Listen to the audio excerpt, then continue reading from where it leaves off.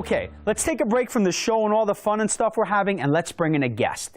And what we're going to do is we're going to talk about anger today, anger management, that is. Now, if you or someone you love suffers from an anger management problem, there are more than many effective treatment solutions that can help manage this issue.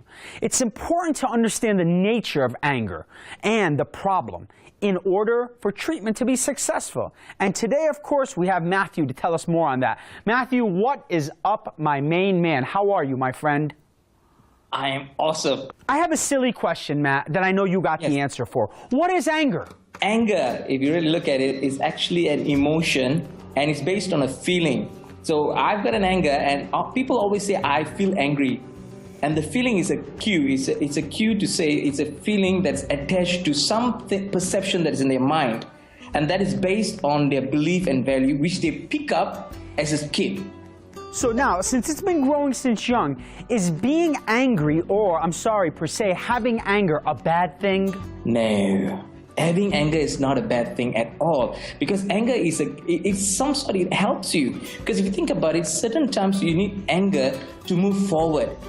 The only time when it gets to be wrong, it's when it goes beyond the understanding or the ability to help you to move forward. It affects you from within, and it affects the people around you. Can you give me an example of that? How does that affect you from within? From within, what happens that, let's say, in normal days we all feel angry. Like, I'll use myself as an example, right, Rosa? I'm angry. Let's say I'm doing some work and I'm angry because the system is not working for me. Okay, I am angry. The thing is that I am aware that I'm angry, and I say, okay, what can I do? I can't do anything else because the system is beyond my control. I just got to sit back and relax. But let's say I take it from within. I go inside and I say, my God, everything's not working. Why is this getting so bad?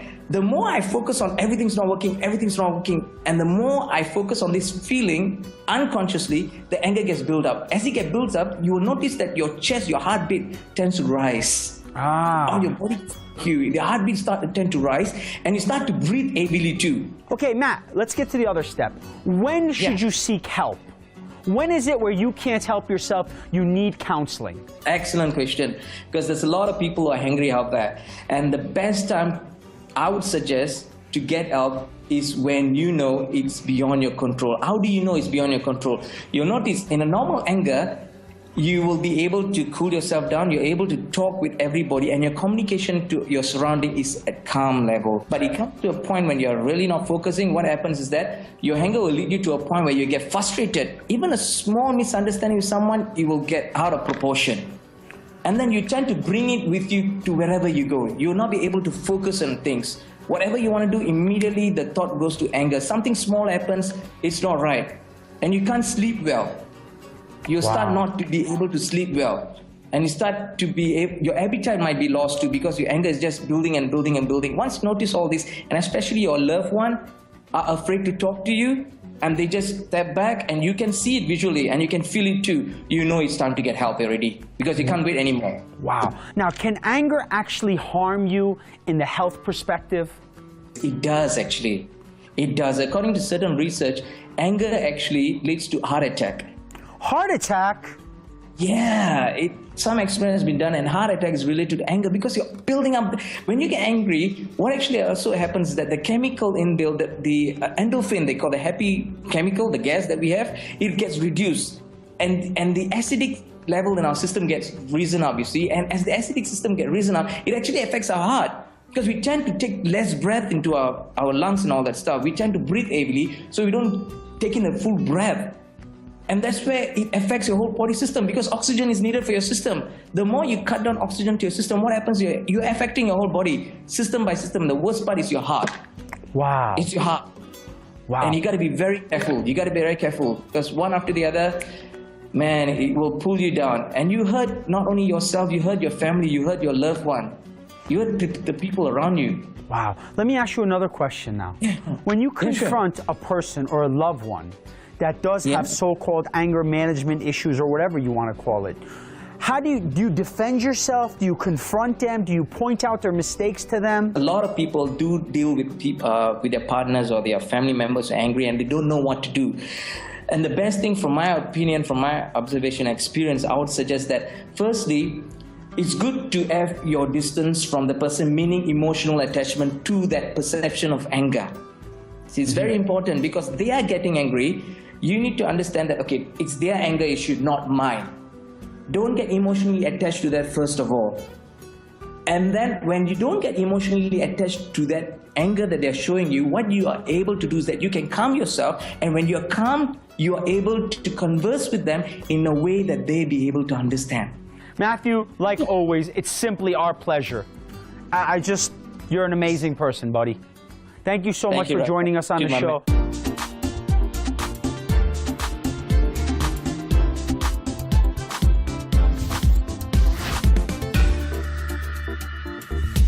It is my favorite time or favorite part of the show. What is it? Viral videos. I love this part. It just makes me crack up, and I hope you enjoy it as much as I enjoy bringing it to ya.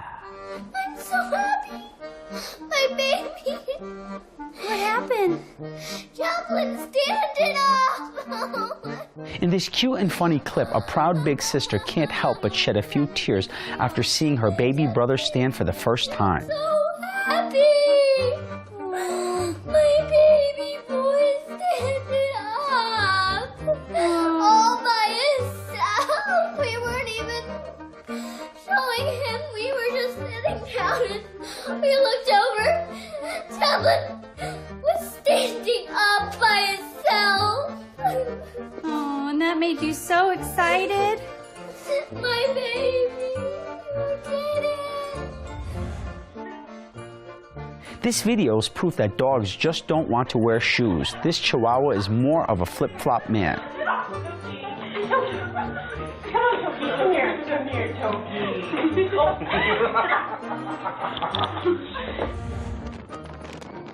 This is why you don't wear flip-flops on a windy day.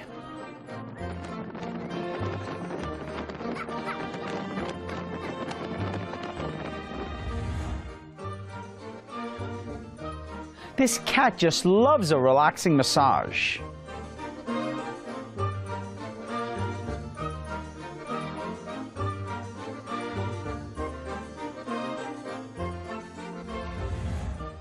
A baby has a hilarious reaction while watching mom blow bubble with her bubble gum.